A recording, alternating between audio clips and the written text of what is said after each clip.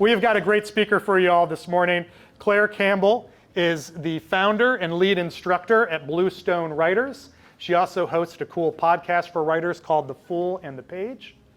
Let's welcome to our Creative Morning stage, Claire Campbell, everyone. Thanks, Brian. Thank you so much. There's that for you. All right. Okay, you should be able to just point it anywhere. Hi, y'all. How are you? Thanks for being here. My name's Claire, and I'm looking forward to chatting with y'all a little bit about truthful expressions that are simultaneously a little wild and unreal. And to do that, I'm going to go all the way back to grad school. This is me and my roommate, Amelia. She said I could use the photo. And that's a television for the young folks in the audience. And this is the early aughts in Yonkers, New York. I went to Sarah Lawrence College. I was there in the creative nonfiction program, so I was there rolling with a bunch of writers in the classroom, but I lived with scientists. So my roommate, Amelia, was in the human genetics and health advocacy programs. So I loved living and hanging out with scientists. These science kids were like obsessed with weird genetic histories and weird body shit. And I loved hanging out with them because I had a weird health history. I had a unique cancer history. When I was 20, I had this rare ovarian tumor that's the kind of thing that lives on your medical chart. Some of you will relate to this. It's the kind of thing that lives on your medical chart, and when you go see a new physician or caregiver, depending on their level of empathy, their reaction might be something like, whoa, what, you had this? Or they might thank you for making their day more interesting. And you're like, pleased to be of service. The point is that I came to Sarah Lawrence wanting to talk about my health history, women's health, the way that women's bodies are maligned, suppressed, neglected, and it was affirming to be hanging out with these science kids all day. But I wasn't alone. A lot of my creative nonfiction cohort were there writing our way about and through trauma. This is Sarah Lawrence. This is kind of Sarah Lawrence's whole deal. It's wonderful. It's wonderful. This is the tea house on Sarah Lawrence campus. The faculty, for the most part, were these incredible memoirists who were also writing about really tricky, tough subject matter. But there were a couple instructors who were less than comfortable with a lot of us writing about these thorny subjects. I remember one particular New York Times duo who was teaching a workshop, and one of the instructors likened our stories to grapes that needed to age and ferment into fine wine, i.e., you're too young to be writing memoir. I think the mean age of the program was like 35. But for the most part, wonderful instructors who were super supportive of writing these tough things. I mean, I was in a workshop with women writing about illness, abuse, violence, sexual identity. But I remember this one instructor in particular who was less than comfortable with being an instructor. I think it was very true for this instructor to be an author, lauded, prolific, famous author. Sarah Lawrence was just pleased as punch to have this person on faculty. But they always had a bit of like a deer in the headlights look in the workshop, like a little bit of like little eye twitch thing going on, like what is happening with these stories? And I distinctly remember on the last day of class, it was like a celebratory session, we were all in high spirits, and this instructor brought this tray of Italian cookies that you get at the deli as like a parting gift. And they had always kind of been like emotionally backing away from us, like over the course of the semester, just like, I don't know what this is, and I kind of am not comfortable with it. And on the last day, they physically backed away, left the cookies, and were like, I'm gonna take my leave now. Here's some cookies. I don't know what this shit is. I'm done. If you ever share the things that you make, and most of you do, most of you are not just writing, making, illustrating, performing in a cave. If you've ever shared anything that you've made, you know this moment. You've experienced this moment at least once, if not more, of somebody doing the equivalent of setting a tray of cookies on the table and backing the fuck away from you, right? I think that telling our truth, expressing ourselves truthfully, is a really odd business because we get a lot of different messaging depending on the field that you're in. So in an academic setting, and I mean, I think my graduate school experience was this really rarefied space where we basically got to do whatever the hell we wanted. But in an academic setting, you may get the message that's like, please speak your truth, please, as long as it in some way resembles the canon. As long as it looks a little bit like the people who've come before, whom we've deemed worthy of telling these stories. In the business world, you might get the message that's please speak your truth. Be your truest self, as long as it's marketable. Like today. Not yesterday, not tomorrow, today, right? And then even from your family and beloved friends and colleagues whom you trust, you'll occasionally get the message that's like, what is this true thing that you're doing? Because I don't get it. And if I don't get it, then it must not be true. Because it's unfamiliar to me and it makes me a little uncomfortable. Here's a plate of cookies. I'm going to back out of the room now. Right? You know what this is. The truth is that while I was at Sarah Lawrence to study the art of writing nonfiction, I was not a reader. I was not an avid reader of nonfiction. I devoured fantasy, still devour fantasy. This is one of my favorite novels of my grandmother's by Ursula Le Guin. So while I was writing my nonfiction thesis, I was also starting this epic fantasy novel. And I continued, after I graduated and came back to the full-time working world, I continued to write fantasy. Now, that fantasy did have themes of illness and surgery, and like sometimes the monsters were cancer, or the cancer were monsters. I mean, I was still kind of weaving in those truths that I'd come to grad school to talk about into the fantasy. But I left it a bit on the back burner. Now, in my day gigs, I was writing a lot of really cool true stories about people doing really important work. People in public education, people advocating for the environment. I was writing stories about truths that mattered to me, things that felt true because they were in alignment with my values. But I was kind of circling that core creative truth that had been really important at one time. I think in our creative lives, we are often sort of traveling this spiral around a core creative truth, and sometimes we dip back into it, and then we come back out, to this outer ring where we have more wisdom, more resources, more experience, give less of a fuck. We come back to that outer ring and dip back into that core creative truth, and sometimes we just circle it, and we don't dive back in because we're not available to it, we're not ready for whatever reason, and that's okay. But this was definitely a long period where I was circling that creative truth and not diving back into the core of what mattered to me.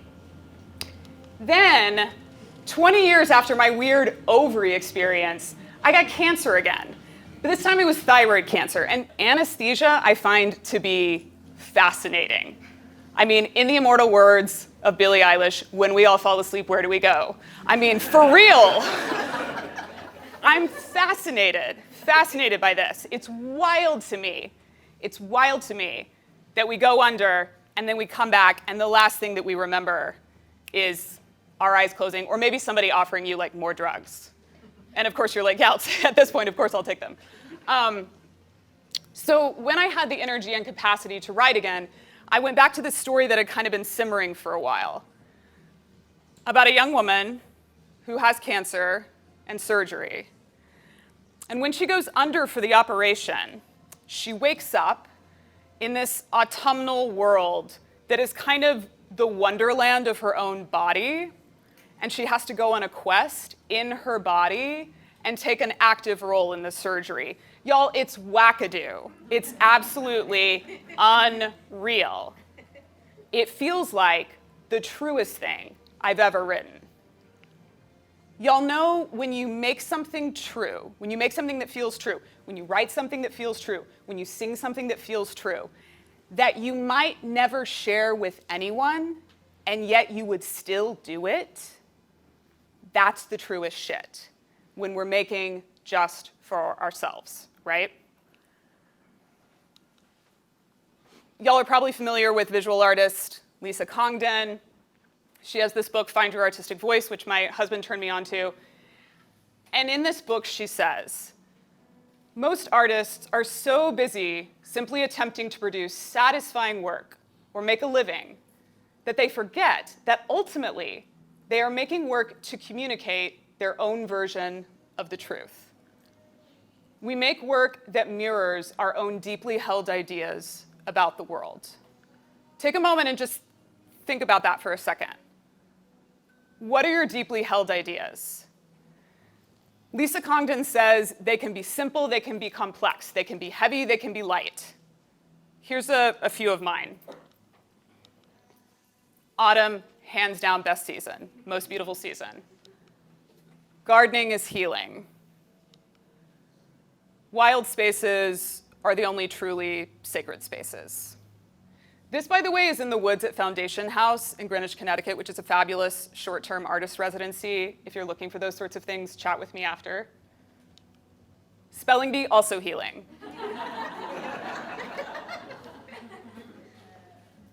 Being a woman does not mean you need to have children to be insanely happy. I snuck that one in there with a cute dog pic. You didn't see it coming.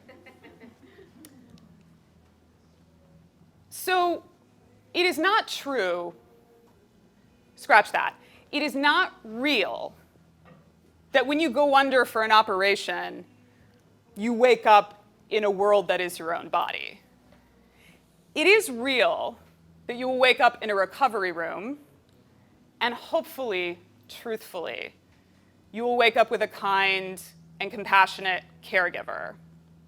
And this caregiver may or may not be wearing maroon scrubs, and you may ask her if she's an Aggie, and when she confirms this, you may regale her with very true tales of when you were a kid and you grew up with this dear friend whose family were diehard Texas A&M fans. This woman is now a dedicated and loyal alum. And you would go to the football games with her family, and you learned all the fight songs. And you may sing a little bit of one of these fight songs to the caregiver while you're sort of like coming down from the weird drug state. And hopefully she will be very patient with you. And it is true that if you're spending the night at the hospital, you'll go to the room where you're spending the night and you'll meet with the surgeon. And you and your husband, both artists, he a visual artist, you a writer, will ask the surgeon to describe the surgery in gory detail. You will ask her to describe the cancerous mass that she has just removed from your neck, and waiting sort of with bated breath for all the visuals. And this surgeon, while an incredibly talented, gifted surgeon, whom you got off a wait list to see, whose handiwork will be admired for a year after the surgery by doctors Oliver Austin with like the equivalent of a chef's kiss. While this surgeon is incredibly talented, it is true that she is not a writer. So when asked to describe the surgery, she will say, "It was sort of blue." And you and your husband will stand like two people at a cocktail party who've sort of heard like a boring story that you're sort of hoping that it can resolve itself, like, oh, that's it. Oh, that's it. Okay, that's it. Okay, that's all there is. And you will realize that it is up to the artists, it is up to the writers, it is up to the performers to communicate really difficult truths in possibly wild and imaginative and unreal ways. And y'all, it's just our job. It's not even that special. It's just like the work that we're here to do. It's the work that we're here to do while we have this time on this planet.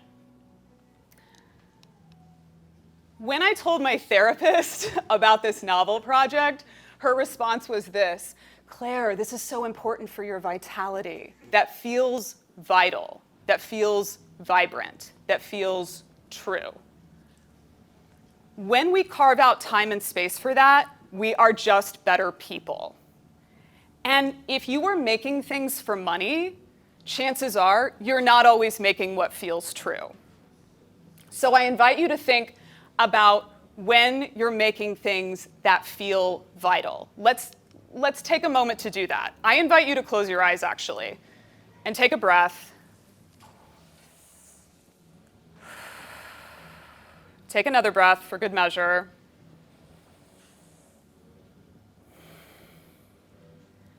And I invite you to imagine yourself in a moment of what feels like true making, true creation. You may be writing, you may be cooking, you may be woodworking, you may be coding, you may be painting, you may be playing an instrument. I invite you to imagine the space around you. What is in that space? What do you have at your disposal? Is there coffee? Is there tea? Is there a view? Are there certain tools on the table? Is the table clear? Are there certain things that are not there, i.e., is somebody else watching the kids? Is somebody else making dinner? Stay in that moment for just a heartbeat. Just take another breath and imagine that moment. What does your body feel like to be making this thing that feels true, that is for nobody but you?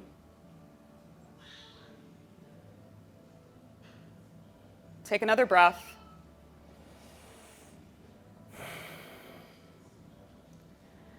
And open your eyes. Whenever you feel comfy, open your eyes. Anybody work on the Pomodoro method? Yeah? I'm a big fan of the Pomodoro method. Here's my challenge to you in the coming week. Pomodoro method is just 25 minutes on a task, 5-minute break, 25 minutes on a task, pure and simple.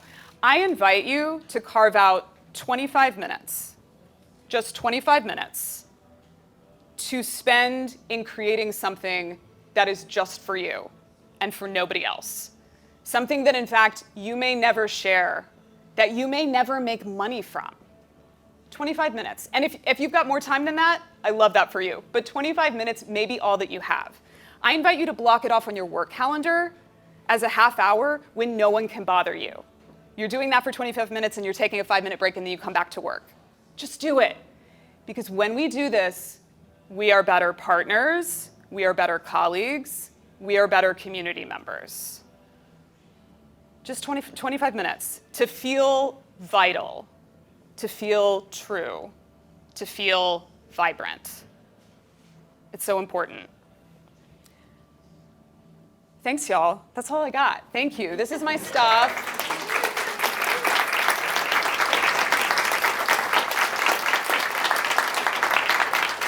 And there will be, on my podcast, The Fool and the Page, there will be a companion episode for the talk on Ace of Cups, if anybody's into tarot and creativity. Companion episode coming soon. Thanks, y'all. Thanks, Brian.